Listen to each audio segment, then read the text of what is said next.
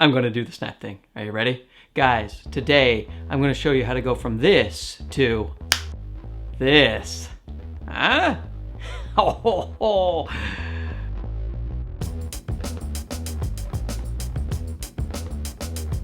Yeah, I did it. I think. I'll find out in post. I always wanted to do that. There may be no more satisfying feeling than when you start to actually figure out lighting. I was always watching these fancy YouTubers like your Peter McKinnon and your Peter Lindgren and other people named Peter, and they always had such nice lighting that I couldn't get, you know, like it would be a nice shine on the face, a little dark here, but the background would be lit up in different colors, they have little neon signs.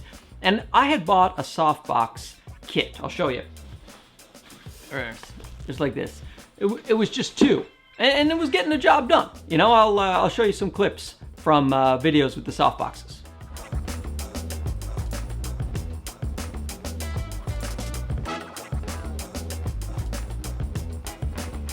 But I couldn't get that professional looking lighting setup. And I know they all use the Aperture 120Ds or the 300Ds. So I went and I was thinking maybe I'd get one of the Godox VL150s because they are Aperture 120 clones. Because, you know, let's face it, they just copied Aperture, but they did a really good job and it's a cheaper price. So I thought about it, but then I wanted to go even cheaper. So I looked at Godox's Sl-60W, and that's the one right here that you see. But of course I needed some kind of diffuser for it. So,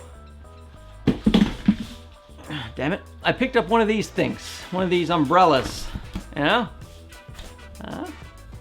And it does diffuse it. Are you seeing any moire? Any rolling shutter? The problem with it is a similar problem to this right here. It's just a thin layer of diffusion and it spreads the light everywhere. The light is softer than coming straight from a light bulb, but it doesn't direct the light enough, so it just lights up the whole scene and makes it look a little less dramatic. And that's when I decided to buy the Laufas something or other. I'll put the links in the description, but again, this is an Aperture clone, so the Aperture Mini Light Dome. This is a clone of that. They also have a clone of the Aperture regular Light Dome. And according to people like Gerald Undone, they are very, very similar, indistinguishable in their quality. It's that's it right there. You can see it in the other camera, huh? It's just, sorry about the mess, you know. You don't want to see how the sausage is made, but here it is. Then you cut back here. And this setup is actually pretty affordable. The Laufas runs for about $110 in this size, and the Godox Sl-60W is about $130. So you're talking about $240 for what is an excellent setup. I mean, there's a blue lights in the background, but they're just smart light bulbs. They cost me like 10 bucks each, you know, and I just got the LED ones and made sure they didn't flicker. I just put them on two regular lampstands and they made it all blue.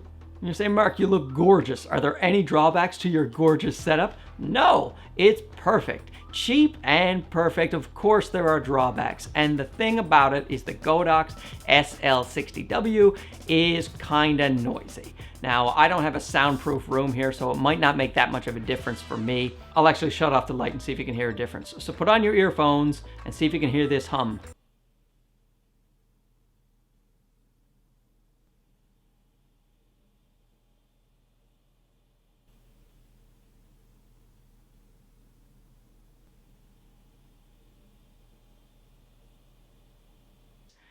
I'm going to move the mic over closer so that you'll see that it could be a problem depending on your setup.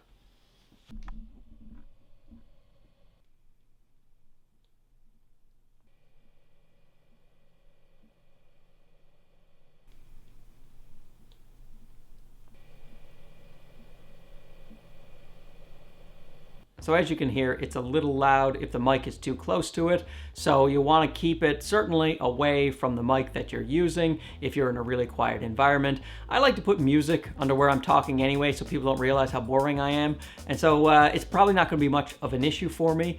And you can remove that hum in post if you'd like, but that is a little extra work that I don't want to do. So what I'd really like to do is probably get the VL150 from Godox, because apparently that isn't loud loud, and it has much more light output. So if I want to use log profiles in a dimmer environment, I have a more powerful light. This light, while pretty good, it only puts out 60 watts, and when you have a nice 2-layer diffuser with a little grid for light direction, which is what the Laufast comes with, which is fantastic that it comes with all that for $110.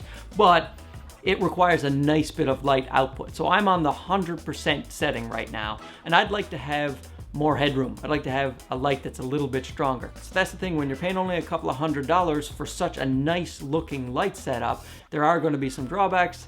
You get the noise and you get the lower output, but hey, it's a lot better than what I used to have. You know what I mean? So perfect is the enemy of good. That's what my wife always says. And I'm neither. And before I go, I'll just show you the difference between what that looks like and with the umbrella on right now.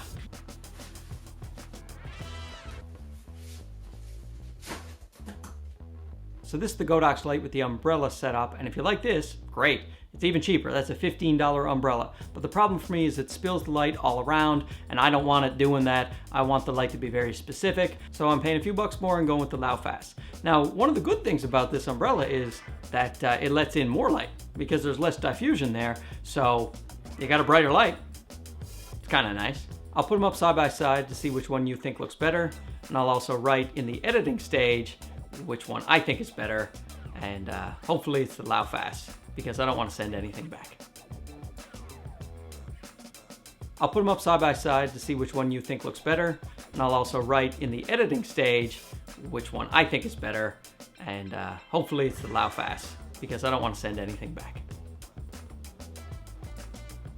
Now, one of the things I love about this setup is how compact it is. As you can see, look at this.